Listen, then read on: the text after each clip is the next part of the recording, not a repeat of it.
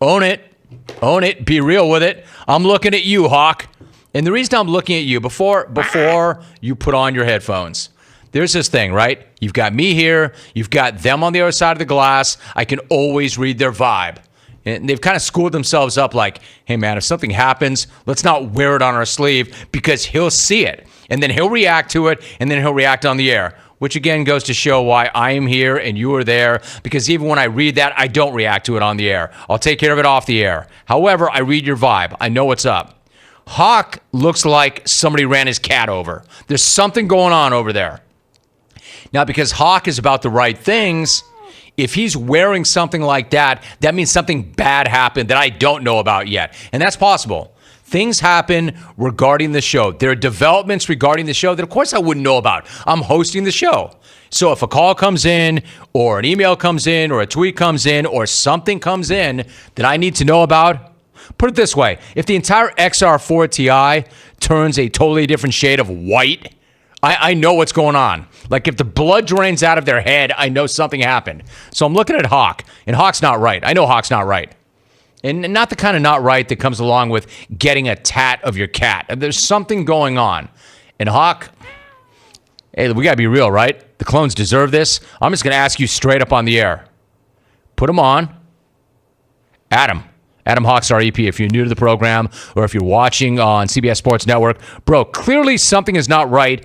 What's happening right now? I can tell by looking at you, something very bad happened. First off, appreciate you picking up on the body language. Means a lot that you would, care about me that way, Jim. I didn't say I care about you. I said I know something's wrong, and I could tell that you're not moping around like that because your hero finished T32. Something else happened. Yeah, I over the weekend on Saturday, I threw my back out, which is a sentence at the age of 30 I never thought I would utter. I didn't even know it was physically possible. But I threw my back out. You're 30? I'm 30, yeah. Because you look 40, bro.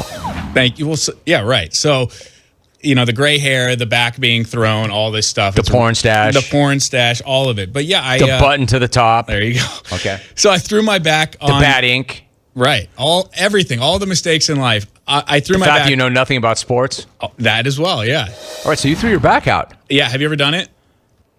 Every once in a while, I've had a back spasm or two where it'll kind of lock up on me a little bit. It is the worst. But even when it did, I don't walk around the way you are right now. What happened to you? I can't walk. So Saturday, dude, you're 30. Do you have any idea how much worse this is going to get? You're 30, man. You're young. Know. And I physically cannot walk right now. It's killing me just sitting here. So Saturday morning. Can't wait to hear how this happened. Saturday, I, against my wife's advisement, I went to the driving range because every Saturday I like to wake up before her and the baby and go to the driving range, get some work in, roll some putts, hit some shots, just practice. It's free decompression. It's great. And I do it at like 6:30 in the morning. Iron your red shirt. Yes. Get ready for the weekend. It was Masters weekend. I was feeling it. So, you do this at 6:30 in the morning, you get home before the family wakes up.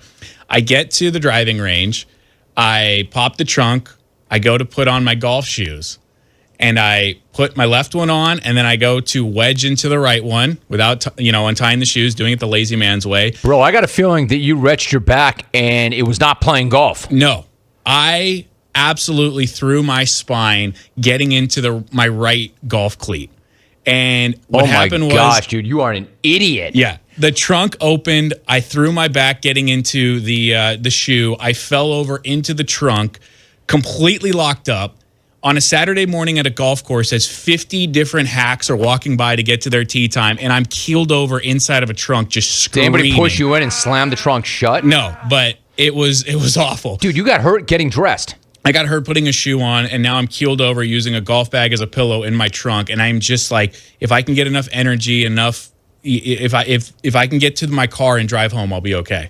So after 20 minutes of being keeled over. This was Saturday morning. This was Saturday morning. And you're still jacked up Monday morning. It's 6:45 Saturday morning. I'm still jacked up right now. So I finally get to the car. Trying to put a shoe on. Get to the car. Not even hitting drives. No. Like you didn't even make it to the range. I didn't even get close. I got to the parking lot and I got to my trunk, and then I drove home at 5 miles an hour, couldn't move, locked up, literally crawled on my hands and knees to the front door, opened the doorknob. Dude, you know what would have been better is if you couldn't have driven home, that if you literally had to call the wife from all fours, like, come and get me. And wake her and the baby up, which is why I was like, I have to get home. So I got home. What a courageous guy you are. Like Karan Butler. I'm walking off that floor. My kneecap slid all the way to my ankle, but they're not carrying me off. I'm walking off this floor. Like you, Hawk. I feel like a drove hero. home. I drove home, crawled from the car to the front door. I laid out on the tile and just died. And they didn't wake up for 2 more hours. So I'm on the tile, dead by myself for 2 hours. She comes down. Her weekend is instantly wrecked because I can't do anything and we have a baby at the house. Dude, you're a selfish son of a SOB. I mean, you're terrible, Hawk. Here's the best part, Jim. As much as it hurt. Oh, God, I can't wait if it gets better. As much as it hurt, and it still hurts, the Masters was on. So I had 48 uninterrupted, unapologetic hours of being on the couch, propped up with ice, a stiff IPA, watching the Masters. Dude, you act and like no one could say anything. This is incredible. You think this is a good thing. You act like, oh, man, I set this up beautifully. It's a good thing. Dude, you have any idea how much respect your wife and child lost for you? They will never see you the same way, Hawk. As a provider, as a leader, as a husband, you're like, hey, man, yeah, that was awesome. I killed it. I sat on my ass all weekend long with a couple of IPAs watching the Masters because, well, what could I do? The way they see this, Adam, you're not bright. The way they see this is you did something incredibly stupid, so you did not fulfill your obligations as a husband and father because you were hurt trying to put a shoe on. That's good to you? That's positive? I'm a silver lining guy. And You're a dumb guy. I mean, that was 10 hours of great golf coverage Saturday and Sunday that I literally was what about physically marriage unable coverage? to move What did your wife think of that whole thing? She was very disappointed because the night before she said, please don't go to the range. You've been going every Saturday. It would be nice if once you woke up with us and we had breakfast together. So literally the night before, she asked that I do not go.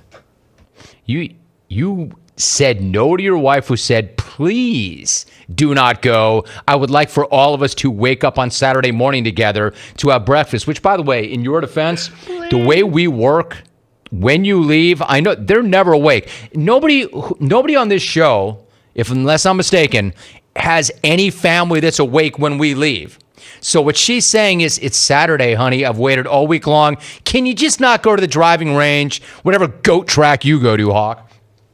And so we can just wake up and have breakfast together. It'd be awesome. And you said no? I didn't say no. I just didn't say anything. I think I said we'll see or something like that. And I got what was coming to me. She's smarter than you. She knew what that meant. Were you going to get back in time for breakfast? Let me ask you that. Yeah, I was going to actually pick some stuff up and bring it home. How big of you? Yeah, but I couldn't make the stop on the way home because I could barely get home. And I spent the last 2 nights sleeping on the tile. So there is a downside to this. I have been sleeping on tile for the last 2 nights. As far as I can tell, there's no upside of this. Of course, there's a downside. There's no upside. And here we are on Monday. Here we are. Hey, you're not better, right? You're not better and probably won't be anytime soon. It's getting worse because of the sitting down in the chair. The thing about being at home was I had everything propped up and I was sleeping on tile. So, Hawk, lie your ass down on the tile right there and do your job. I can't screen the calls from the ground. So I'm gonna drop the phone down to the ground. Just do what you got to do. If you say so. We'll reset the cameras so they can shoot you on the ground. Okay, if you say so, I'll do it. No, bro, I don't mean that at all, man. I would tell you to go home, but I know you're just going to sit on the couch and do nothing and drink IPAs. Wow, bro. That's the beauty of you, Hawk. I'll give you this. Right when I think that you can't do or say anything more embarrassing than what you've done in the past, you outdo yourself again. The bar has no... That's incredible. There's no ceiling for my stupidity. And I always think... Well said, Hawk. This is the last dumb thing that's going to happen to me. I'm telling you, when I stepped into that shoe... that's not true. And my back went, I couldn't believe it. I was like, why does this stuff keep happening to me? What's going to happen the next time you go to groom that ridiculous porn stash? I'm probably going to slip and fall and crack my neck on the kitchen sink. Yeah. Wow, bro. That is a truly amazing story. I knew there was something wrong, but if you were to say to me, hey, guess, before I tell you what's wrong, guess, I'd say, all right, it was probably something to do with this caller in this market or this affiliate. And no, it was none of the above. You got hurt trying to put a shoe on. Great story. Thank you. Thank you. No, thanks for sharing it, though. My pleasure. Let's try not let that happen again anytime soon. I won't. I'm going to go do yoga and stretches and everything. Do whatever the hell you have to do. Don't you dare call in sick, though. I won't. Don't be pulling any of that. Do not go to HR and say, hey, sorry about that, boss. HR said it's okay. All right? Don't be doing that. I'll be here. Don't be doing anything. Hawk. Oh, my God. All right, well, credit to me. I knew something was wrong, Pigeon. I knew something was wrong. I just didn't know it was that. All right, so Adam Hawk, living up to the legend of the Pigeon, throws out his back, putting on a shoe. There's no ceiling for my stupidity. No, there is not. That was live right there. Oh, and what do you know? There's reaction. I can't believe it. All right, let me get out. When we return...